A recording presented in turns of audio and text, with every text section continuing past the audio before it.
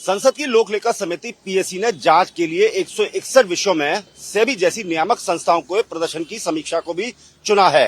Hindenburg के आरोपों के बाद सेबी चीफ माधुरीपुरी बुच चर्चा के केंद्र में बनी हुई हैं।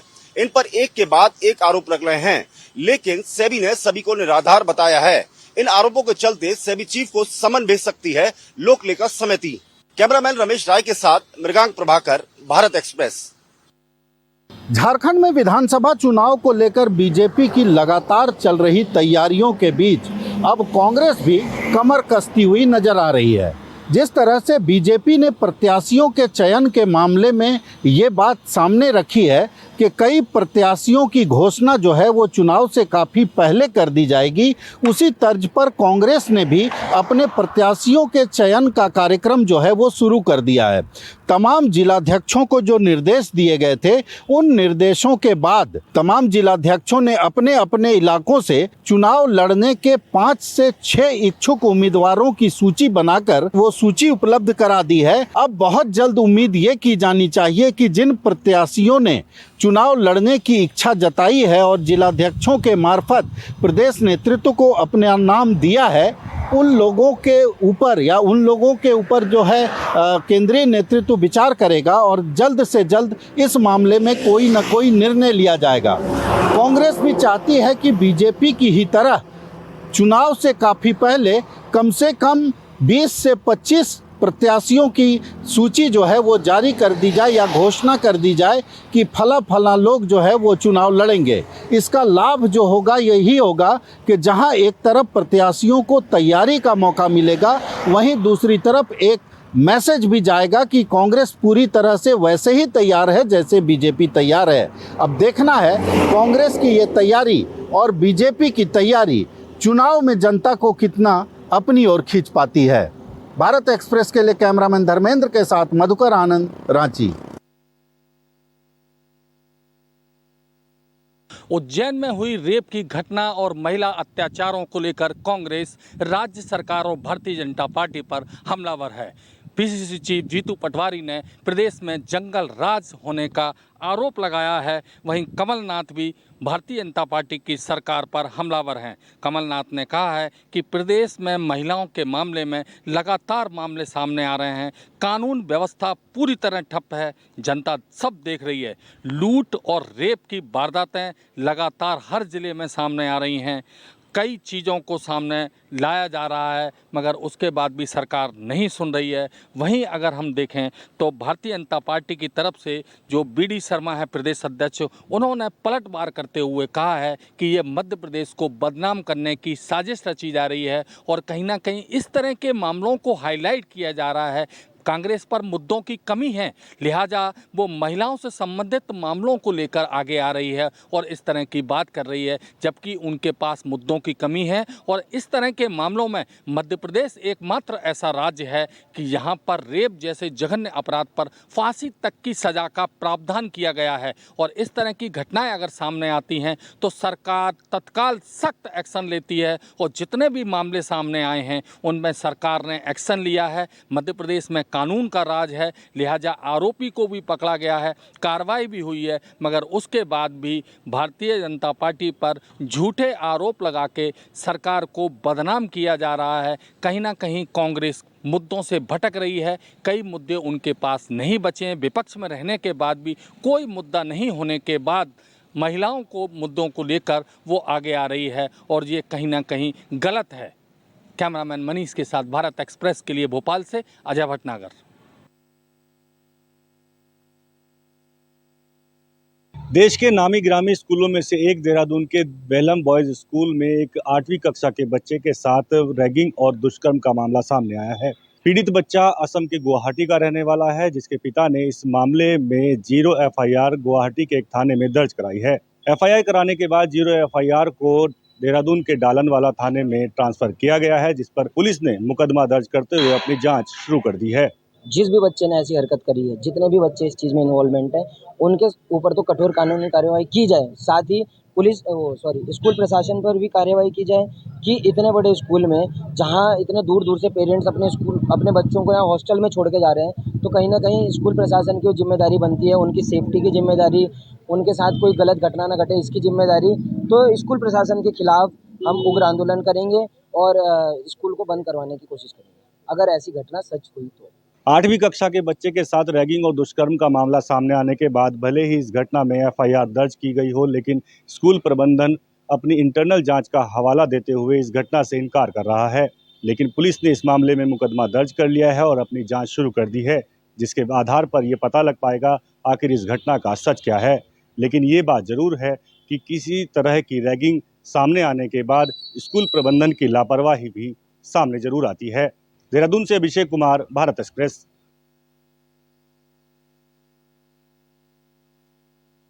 ग्रेटर नोएडा प्राधिकरण की जमीन सोना उगल रही है, ऐसा हम इसलिए कह रहे हैं। कुछ खनन माफियाओं ने ग्रेटर नोएडा प्राधिकरण की खाली पड़ी हुई जमीन पर 30 से 40 फीट लगभग गड्ढा कर दिया है और वहां की मिट्टी को करोड़ों रुपए के दाम में बेच दिया है और प्राधिकरण को करोड़ों रुपए का चूना लगा दिया है। एक वीडियो वायरल होता है जिसमें खनन माफिया और कुछ अधिकारी की बात की जाती है। जैसे ही ये वीडियो संज्ञान में आती है प्राधिकरण के उच्च अधिकारियों के, वो कार्रवाई की बात करते हैं और एफआईआर दर्ज करवाते हैं। प्राधिकरण के कुछ अधिकारियों का कहना है कि हम जल्द ही इन खनन माफियाओं के खिलाफ सख्त कार्रवाई करेंगे और जो भी जांच में दोषी पाया जाएगा उसके खिलाफ कार्रवाई होगी। Rahul Thakur, Bharat Express, Greater Noida. मध्य प्रदेश में दल बदल की राजनीति लगातार जारी है और लोकसभा चुनाव के दौरान ग्वालियर चंबल अंचल की श्योपुर जिले के विजयपुर विधानसभा से रामनिवास रावत के द्वारा लोकसभा चुनाव के दौरान बीजेपी का दामन थाम लिया था। ऐसे में अब वहां उपचुनाव होने हैं, जिसको लेकर कांग्रेस पार्टी सक्रिय नजर आ रही है। वहीं दावेदार अपनी अपनी दावेदारी प्रस्तुत कर रहे हैं। वहीं विधानसभा चुनाव के उपचुनाव को लेकर विधानसभा के प्रभारी बनाए गए पूर्व मंत्री जयवर्धन सिंह के द्वारा लगातार बैठकें की जा रही हैं और संगठन को मजबूत किया जा रहा है। ऐसे कई दावेदार हैं जो कि अपनी अपनी दावेदारियां प्रस्तुत कर रहे हैं।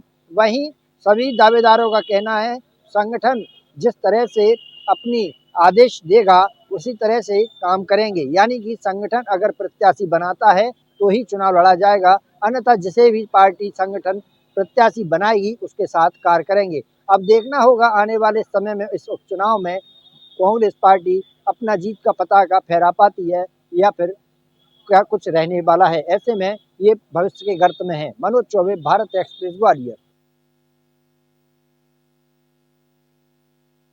दिल्ली सरकार में पूर्व मंत्री रहे राजेंद्र पाल गौतम साहब हमारे साथ हैं। अब आप कांग्रेस में शामिल हो गए हैं, पहली प्रतिक्रिया क्या है और आम आदमी पार्टी को लेकर क्या कहेंगे? बस एक बात कहूंगा कि सामाजिक न्याय की लड़ाई में सारे इंडिया गठबंधन के लोग लगे हैं। आम आदमी पार्टी को भी सामाजिक न्याय की लड़ाई में मजबूती के साथ आना चाहिए। कई सारे ऐसे मुद्दे थे जिनको लेकर आपने आम आदमी पार्टी पर निशाना साधा। अभी आपको लगता है कि दिल्ली में मौजूदा आम आदमी पार्टी की क्या स्थिति है और क्या गठबंधन जैसी चीजों पर विचार होना चाहिए? देखिए, गठबंधन जो बड़ा दुश्मन है देश का, जो देश के संविधान के खिलाफ काम कर रहा है, जो देश में धर्म और जाति के नाम पर उन्माद बढ़ा रहा है, उसके खिलाफ तो सबको एकजुट होकर लड़ना चाहिए। ये तो छोटी छोटी कुर्सियां हैं, कोई बड़ी बात नहीं। आपकी ऐसी मांगे थी जो आम आदमी पार्टी में रहते हुए पूरी नहीं हो पाई, जिनकी वजह से आपने दुखी मन से ही सही लेकिन इस्तीफा दे दिया? चाहता हूँ पूरे देश के अंदर आम आदमी पार्टी के जितने राज्य हैं उसके अध्यक्ष, प्रभारी और जो राष्ट्र के 4 पद है उसमें कहीं भी SC ST OBC माइनॉरिटी की क्या हिस्सेदारी है? 13 राज्यसभा अब तक उन्होंने भेजे हैं टोटल, दिल्ली और पंजाब सहित।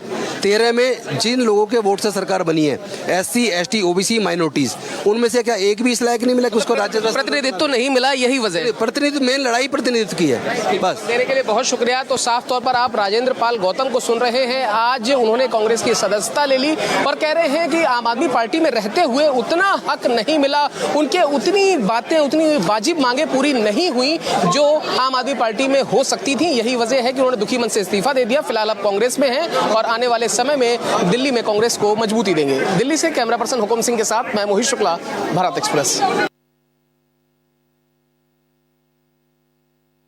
रेसलिंग में दो हाथ करने के बाद आज आखिरकार बजरंग पुनिया और विनेश फोगाट ने कांग्रेस पार्टी का दामन थाम लिया है। संगठन महासचिव केसी वेणुगोपाल, वरिष्ठ नेता पवन खेड़ा, प्रदेश अध्यक्ष उदय भान और प्रदेश प्रभारी के सक्षम उन्होंने पार्टी का दामन थामा है। सूत्रों के हवाले से जानकारी है कि दोनों में से एक ही जो रेसलर है वो चुनावी मैदान में उतरेगा। विनेश फोगाट की संभावनाएं जो है वो ज्यादा बताई जा रही हैं। जुलाना, बाडड़ा और चरखी दादरी 3 विधानसभा सीट ऐसी हैं जिसमें से एक पर विनेश फोगाट चुनाव लड़ सकती हैं। तो वहीं अगर बजरंग पुनिया की बात करें तो ऐसी जानकारी मिल रही है कि बजरंग पुनिया को चेयरमैन कैंपेन कमेटी हरियाणा का बनाया जाएगा। साथ ही साथ संगठन के अंदर भी कोई महत्वपूर्ण पद पार्टी दे सकती है। आपको बता दें कई दिनों से कयास तो चल रहे थे कि दोनों लोग पार्टी ज्वाइन करेंगे, लेकिन उस खबर वो तब पुख्ता हुई जब राहुल गांधी जो कि नेता विपक्ष है उनसे मुलाकात दोनों रेसलर्स की हुई। उसके बाद जो कयास है उन पर पूर्ण विराम लग गया था और शायद यही कारण है कि जो कांग्रेस की जो सूची है, पहली सूची उम्मीदवारों की, वो शायद डिले की जा रही थी क्योंकि इन्हीं दोनों लोगों का ज्वाइनिंग का इंतजार किया जा रहा था। आज फिर से केंद्रीय चुनाव समिति की बैठक होनी है और ऐसे कयास लगाए जा रहे हैं कि आज ही दोनों में से किसी एक का नाम, जो कि विनेश फोगाट के ज्यादा संभावनाएं हैं, उनका नाम सूची के अंदर देखने को मिल सकता है। कैमरा पर्सन रमेश राय के साथ प्रशांत यागी, भारत एक्सप्रेस, दिल्ली।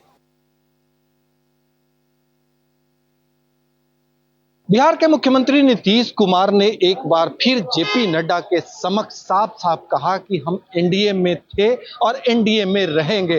बीच में 2 बार इधर उधर जरूर हुए हैं, ये मेरी भूल थी, लेकिन हम विकास के साथ हैं और विकास के नाम पर एनडीए का निर्माण हुआ था। प्रधानमंत्री के समक्ष जिस अंदाज में मुख्यमंत्री नीतीश कुमार ने ये बातें कही थी, जेपी नड्डा के समक्ष भी उसी अंदाज में नीतीश कुमार ने अपनी बातें दोहराई। पटना में आईजीआईएमएस कैंपस में चक्षु संस्थान के उद्घाटन के मौके पर नीतीश कुमार विकास के नाम पर भाव विभोर हो गए और उन्होंने अपने विकास कार्यों का गाथा का हवाला देते हुए साफ तौर पे कहा कि एनडीए का मतलब विकास होता है। करीब 188 करोड़ की लागत से पटना में चक्षु संस्थान यानी अस्पताल का उद्घाटन केंद्रीय स्वास्थ्य एवं परिवार कल्याण मंत्री जेपी नड्डा और बिहार के मुख्यमंत्री नीतीश कुमार ने किया और एक ही मंच से दोनों नेताओं ने विपक्षियों पर जोरदार हमले तो नहीं किए, लेकिन अपने विकास कार्यों का हवाला देते हुए साफ साफ कहा कि एनडीए का मतलब विकास और हम विकास के दम पर जनता से वोट मांगते हैं। यदि आपको लगता है कि बिहार में विकास हुआ है तो आप एनडीए को वोट करें और वैसे लोग जो जात पात की राजनीति करते हैं उन्हें नकार दें, उन्हें विराम लगा दे। और कहा कि मुख्यमंत्री नीतीश कुमार ने दरभंगा में 150 एकड़ जमीन मुहैया करा दिया है। हम लोगों ने करीब दरभंगा में ही एम्स की स्थापना की स्वीकृति की है। 150 एकड़ भूमि चिन्हित कर लिया है। सहयोगी कैमरामैन राकेश के साथ भारत एक्सप्रेस के लिए पटना से आशुतोष कुमार। गुजरात में ड्रग्स पकड़े जाने का सिलसिला बदस्तूर जारी है। आज अहमदाबाद क्राइम ब्रांच ने अहमदाबाद के बटवा इलाके से 200 किलो ड्रग्स बरामद किया है, जिसमें सूखा गांजा पाउडर, इसके अलावा एमडी ड्रग्स बरामद किया गया है। यह गांजा उड़ीसा से बाया ट्रक गुजरात लाया गया था और गुजरात में अहमदाबाद में इस गांजे और ड्रग्स की डिलीवरी की जानी थी। इस ड्रग्स की कीमत करीब 200 करोड़ रुपए बताई जा रही है, लेकिन हैरानी की बात यह है कि सड़क के रास्ते उड़ीसा से लेकर गुजरात तक यह ट्रक कैसे पहुंचा और किन किन राज्यों में इस ड्रग्स की डिलीवरी हुई, यह भी जांच का विषय है। हालांकि पुलिस ने 3 लोगों को गिरफ्तार किया है। मामले की जांच की जा रही है और पुलिस यह जानने की कोशिश कर रही है कि यह ड्रग्स किनके लिए मंगवाया गया था और किसके द्वारा भेजा गया था। अहमदाबाद में कैमरा पर्सन संजय कोष्टी के साथ अरविंद शर्मा, भारत एक्सप्रेस। प्रधानमंत्री नरेंद्र मोदी के संसदीय क्षेत्र के नाम एक और उपलब्धि लगी है। प्रधानमंत्री नरेंद्र मोदी के संसदीय क्षेत्र वाराणसी के अधिकारियों का एक प्रयोग काफी सफल रहा और उन्हें लैब मित्रा के लिए राष्ट्रीय ई गवर्नेंस पुरस्कार दिया गया। वाराणसी के जिला अधिकारी और मुख्य विकास अधिकारी को इसके लिए पुरस्कृत किया है। दरअसल लैब मित्रा के तहत वाराणसी के मरीजों और उनके तीमारदारों की सहूलियत के लिए एक लैब मित्रा एप्लीकेशन लॉन्च किया गया। अप्रैल 2023 में यह लॉन्च किया गया था एप्लीकेशन, जिसके वजह से मरीजों को दौड़ भाग से छुटकारा मिला। यहाँ पर अस्पतालों और सामुदायिक स्वास्थ्य केंद्रों में होने वाली जांच को घर बैठे देखने की सुविधा उन्हें मिले। इसके जरिए एप्लीकेशन पे ही मरीजों की जांच रिपोर्ट को अपलोड कर दिया गया और इससे यह राहत हुई कि मरीज घर बैठे अपने मोबाइल पर ही लैब रिपोर्ट को देख सके और इलाज करा सके। इससे करीब 2.5 लाख लोगों ने इसका लाभ लिया और इसी उपलब्धि को देखते हुए वाराणसी के जिलाधिकारी और मुख्य विकास अधिकारी को लैब मित्रा प्रोजेक्ट के लिए नेशनल ई गवर्नेंस अवार्ड के लिए चुना गया। महाराष्ट्र में आयोजित एक समारोह में इन दोनों अधिकारियों को पुरस्कार दिया गया, प्रशस्ति पत्र दिया गया और स्मृति चिन्ह दिया गया। वाराणसी से सौरभ अग्रवाल, भारत एक्सप्रेस। अयोध्या में मिल्कीपुर के रहने वाली दलित किशोरी से रेप के मामले में आरोपी सहबान को पुलिस ने मुठभेड़ में गिरफ्तार कर लिया है। सहबान के पैर में गोली लगी है। यही नहीं, अब सहबान की प्रॉपर्टी पर भी जांच शुरू हो गई है। यहाँ के जिलाधिकारी ने आदेश किया है कि सहबान की जो भी मिल्कीपुर में ज़मीनें हैं उसकी पैमाइश कराई जाए और उसकी पैमाइश भी शुरू हो गई है। अगर अवैध संपत्ति पाई गई तो उस पर बुलडोजर चलेगा। दूसरी ओर मिल्कीपुर उपचुनाव को लेकर ये मामला और गंभीर हो गया है। बसपा और बीजेपी के नेता अब पीड़ित बालिका के घर पहुंचने लगे हैं और इस पर जो पीड़ित बालिका है उसको न्याय दिलाने के लिए उत्तर प्रदेश सरकार से गुहार लगा रहे हैं। वहीं दूसरी ओर समाजवादी पार्टी के सांसद अवधेश प्रसाद को भी इसमें राजनीतिक रूप से घेरा जा रहा है। कैमरा सहयोगी मानस के साथ मनमित गुप्ता, भारत एक्सप्रेस, अयोध्या। वाराणसी में ज्ञानवापी के बाद अब कीर्तिवासेश्वर का मामला गर्मा गया है, जिसको लेकर आज वाराणसी के डिस्ट्रिक्ट कोर्ट में सुनवाई हुई और मुस्लिम पक्ष को नोटिस जारी की गई। वहीं भारत एक्सप्रेस से बातचीत में कीर्तिवासेश्वर मंदिर का पक्ष रखने वाले पक्षकार संतोष सिंह ने कहा कि विश्व वैदिक सनातन न्यास इस मामले को प्रमुखता से रख रहा है। उन्होंने बताया कि इस मंदिर का इतिहास बहुत पुराना है। सबसे पहले औरंगजेब ने जब वाराणसी में मंदिरों को ध्वस्त करना शुरू किया तो उसमें पहला मंदिर भगवान कीर्तिवासेश्वर का था, जहां उसने मंदिर को तो ध्वस्त कर दिया लेकिन शिवलिंग को तोड़ नहीं पाया। लेकिन तब से लगातार हिंदू पक्ष के लोग वहां आज भी पूजा पाठ करते हैं। वहीं दूसरी तरफ औरंगजेब ने एक मस्जिद का निर्माण भी कराया, जहां मुस्लिम पक्ष के लोग मस्जिदों में नमाज अता करते हैं। लेकिन अब वक्त आ गया है कि हिंदू पक्ष को उसका अधिकार मिलना चाहिए और इसी को लेकर हम लोगों ने कोर्ट का दरवाजा खटखटाया है। हमारी मांग है कि हिंदू पक्ष को वो पूरी जगह दी जाए और वहां हिंदू पक्ष द्वारा एक भव्य मंदिर का निर्माण हो, जबकि मुसलमानों का प्रवेश वर्जित कराया जाए। अब इस मामले में 13 अक्टूबर को सुनवाई है। देखने वाली बात होगी कि 13 अक्टूबर को जब मुस्लिम पक्ष कोर्ट में हाजिर होता है तो फिर उनकी तरफ से क्या कुछ तथ्य रखे जाते हैं। राहुल पांडे, भारत एक्सप्रेस, वाराणसी। पूर्व प्रिंसिपल संदीप घोष को सुप्रीम कोर्ट से राहत नहीं मिली है। सुप्रीम कोर्ट ने संदीप घोष की ओर से दायर याचिका को खारिज कर दिया है। साथ ही कोर्ट ने कोलकाता हाई कोर्ट द्वारा संदीप घोष को लेकर की गई टिप्पणी को भी हटाने से इनकार कर दिया है। मामले की सुनवाई के दौरान सुप्रीम कोर्ट ने याचिकाकर्ता के वकील से पूछा कि आखिर आपका लोकस क्या है, आप सीधे सुप्रीम कोर्ट क्यों आए, आप हाई कोर्ट क्यों नहीं गए। जिस पर याचिकाकर्ता के वकील ने कहा कि उन्होंने 2 बार हाई कोर्ट में जनहित याचिका दायर की थी, लेकिन हाई कोर्ट ने दोनों बार उनकी याचिका को खारिज कर दिया। तब जाकर उन्हें सुप्रीम कोर्ट आना पड़ा। अब देखना होगा सुप्रीम कोर्ट से याचिका खारिज होने के बाद संदीप घोष का अगला कदम क्या होता है। भारत एक्सप्रेस के लिए कैमरा पर्सन पवन शर्मा के साथ गोपाल कृष्ण।